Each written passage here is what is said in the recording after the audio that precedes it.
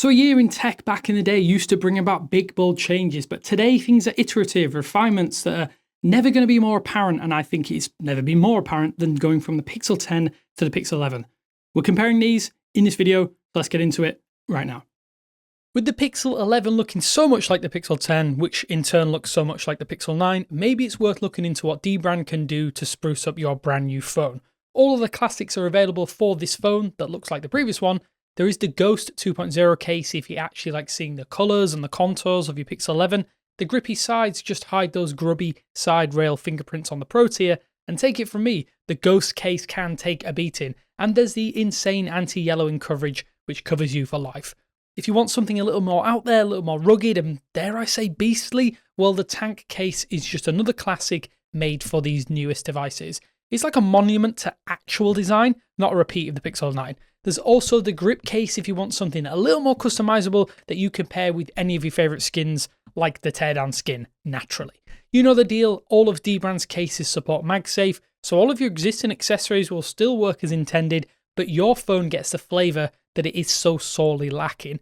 Pair any of these cases with these super precise Prism screen protectors, they're super high quality and have that funky little QR code that works with Google's fingerprint scanner enrollment process. It's super easy, even you can do it without getting bubbles. Trust me, I can do it myself. It takes seconds, and you'll even get $5 off a Prism purchase with any case, and you get 2 of these in a pack as well. Don't get left unprotected, get Dbranded via the links down in the description.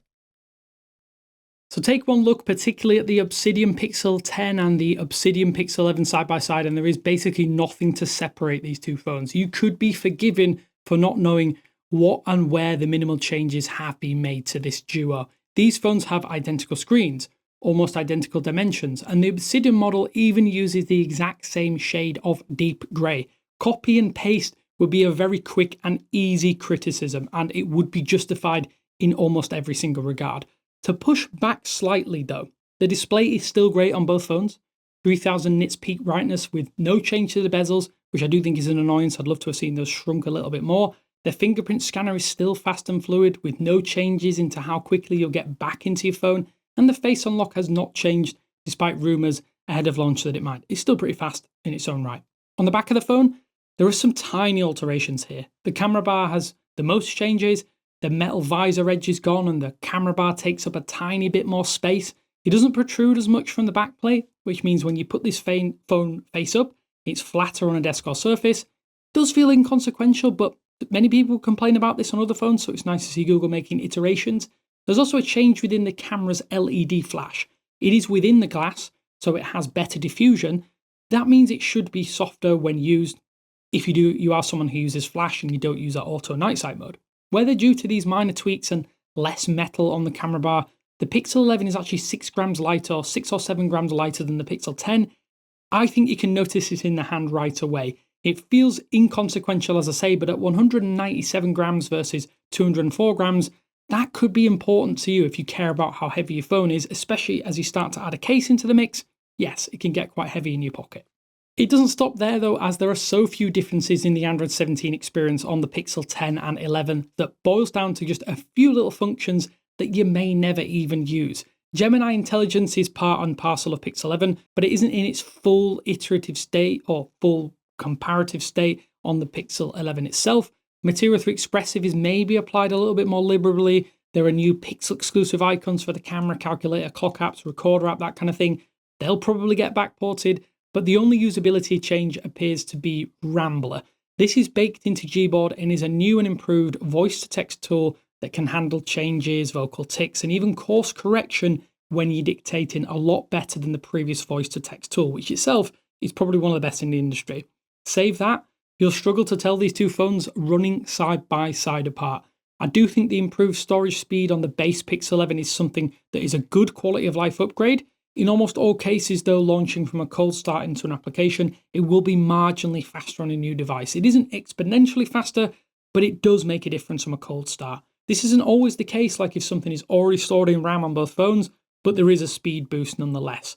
And without trying to turn this into a benchmark competition, 10 to G5 versus G6 isn't much of a leap either. Most of the things we've tried to do are absolutely fine. Games seemingly run at unacceptable levels. You might not be playing the most high-end games, Neither phone is anywhere near the top of the performance chart, which to many people is cause for concern and a valid concern nonetheless. And without giving Google a pass, you probably won't notice anything unless you're trying to do lots of things at once or care about those highest benchmark scores. I do think, though, we're in dire need of a big generational leap. This is definitely not it. As for the battery longevity of the Pixel 10 and Pixel 11, it's almost in complete lockstep as well here. Neither device in our testing appears to have an edge over the other. The battery sizes are almost identical at just under 5,000 mAh or 4,900 mAh. The charging speeds don't differ drastically, save for the extreme charging mode. But the reality is that this so-called fast charging is not exactly fast in the traditional sense. You will be waiting at least an hour for the Pixel 10 or Pixel 11 to go from 0 to 100%, probably longer than an hour. Even when using that new faster charging mode, the extreme battery charging mode, it only works at up to 50% battery level and is really designed just to give you a boost of battery in a shorter period. And I can't actually see any major difference in charge speed when airplane mode is enabled on the Pixel 10. It feels like an absolute nothing burger of a function in that sense. Criticisms aside, neither phone has bad battery, nor are these devices particularly amazing at the same time. Just solid and dependable for everyday usage. As for the camera, Google listened to some fairly harsh criticism of the Pixel 10 camera system downgrades and decided a new sensor was going to be added to the Pixel 11. The new 48 megapixel main sensor isn't quite a full return to a flagship level system like on the Pro phones, but a physical sensor size increase should improve light gathering by over 50%, which is great for low light scenarios. More light will be good in all kinds of situations. Background blur is improved because of the bigger sensor, giving you better natural focus fall off, which is always great to see, and it's trying its best to emulate real size cameras. However, the zoom lens is also able to go up to 30 times on the Pixel 11, despite not having a telephoto improvement. On the tangible changes front, color tuning is slightly improved on the Pixel 11 series using the default original camera setting, but I do think it's the software functions that help differentiate the camera systems on these two devices. Pretty darn obvious. Camera looks are the headline edition here. That gives you the ability to set default tonal looks or add them in real time, rather than requiring tuning after the fact in another app like Snapseed. There isn't an extensive library, but you can tune all of these looks to suit your own preferences, so in theory, you could have an infinite number of options at your fingertips. Joining this function is also a new option called Magic Capture, and this is a new mode that turns a short video into multiple photos of those key moments which you've recorded. It's kind of like a highlight reel camera. You just point, record, and let Gemini pick out the best bits. It's eerily reminiscent of the Clips camera, if you remember that long forgotten hardware, or an upgraded Top Shot, which was the the precursor or the follow-on to the Clips camera in Pixel camera software. It definitely works, and in my experience, works really, really well. There are also tons of new tools within the creator mode, including a new built-in teleprompter, audio visualizer, new social media grid lines, and the ability to save your video files to a specific folder on your device for access from projects later on. All great added functions, but I do think nothing truly groundbreaking because you have apps that can do this anyway. Just nice to have functionality in the default camera application. So to summarize this entire video, well, there are no meaningful upgrades on the Pixel 11 for anyone looking at any sort of envy while clutching the Pixel 10. Stagnation is something that the entire industry has to grapple with at the moment, and 2 generations of minor upgrades have left us in kind of a no man's land, at least a no man's land for many people looking at the newest Pixel phones. I think if you can hold on, which I think is wise when talking about any piece of technology right now, given the increased prices, the lack of innovation, I think you will see much bigger gains when you do reach the point where you're finally ready to make the switch. Nobody, and I mean nobody with the Pixel 10 should seriously consider the Pixel 11 unless you are getting an insane trade-in deal that nets you this new phone for free or close to it. Camera nerds will balk at the measly upgrades, the design critics will be disappointed in seeing what is effectively the same phone again, and everyone will kind of scratch their heads wondering what is actually new between this duo. Google is far from the worst offender as of late, but the company is our main focus here on the channel, so I do think criticism is due when we see little changes just like this.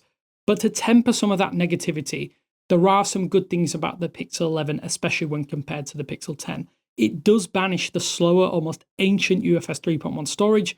The new chip is a kind of another nudge in the right direction for performance, not necessarily a nudge or as far as maybe some people wanted. Getting back to a bigger, brighter main camera sensor that isn't the same with the A series is good for everyone, as it means better photos and it separates the A series from the base model. I think realistically, we can't tell you what to do with your money, but you're going to have to ask yourself, is there enough here to really warrant a switch? In 90% of cases, I'm probably going to say the answer is absolutely a resounding no. It's a strange sign or strange time for anyone looking at a smartphone right now. Smartphones have suddenly hit this point where nobody really wants to take a risk, and that's kind of disappointing, especially after we saw Google make their biggest risk with the Pixel 9 series of the last few years, and that felt like the best stable grounding for the device series moving forward, and we've seen iterative changes year over year, which isn't necessarily all that exciting. But let me know what you think down in the comment sections below. Are you even going to be mad enough to switch from the Pixel 10 to the Pixel 11? I'd be surprised if many of you doing it unless you get a really good trading deal, as I say. Let me know what you think down in the comment sections below. But as always, hopefully this has helped you, give you some insight, and I'll speak to you in the next one.